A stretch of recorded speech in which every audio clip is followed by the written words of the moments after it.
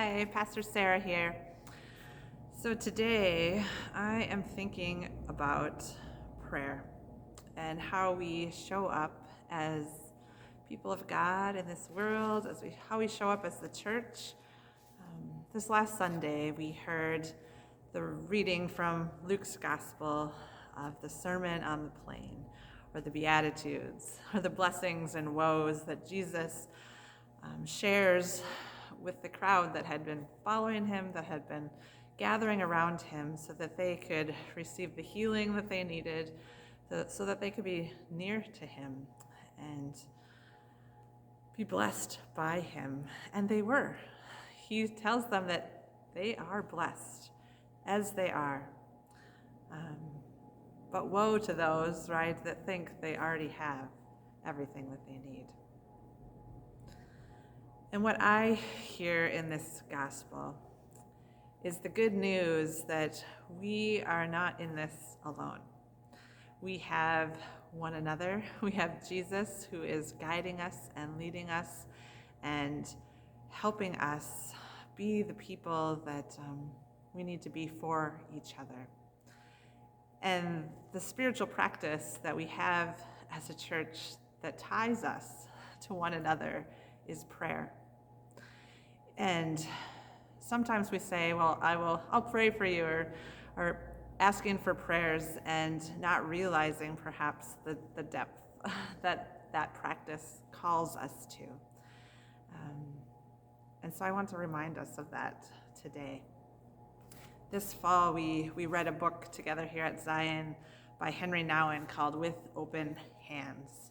And he talks about how in prayer we come to God with our hands open rather than clenched fists.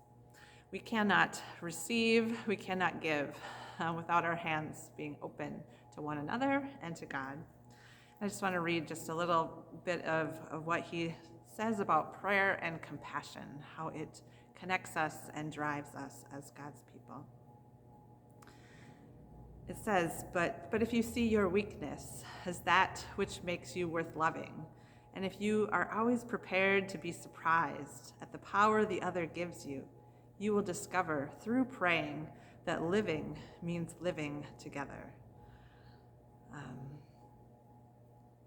With this mindset, he calls us to realize that it is not our strengths that make us worth loving and caring about. It is showing up in our weakness for one another and allowing that to guide us in how we show up and how we care and how we live with one another, open to each other and open to the ways that God might lead us to be better connected to one another.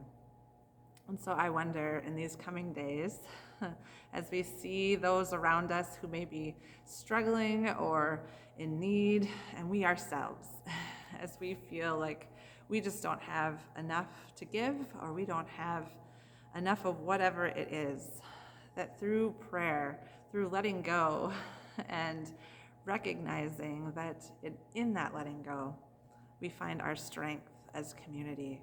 We find that God comes and transforms us into the people that God needs us to be, that God has made us to be, people who are open to loving and caring for one another. So I pray this day that you would know how much you are loved by God and how much that your openness to others can mean in this world to bring God's love and peace and grace and mercy where it is needed most. So blessings on this day, and God's peace be with you.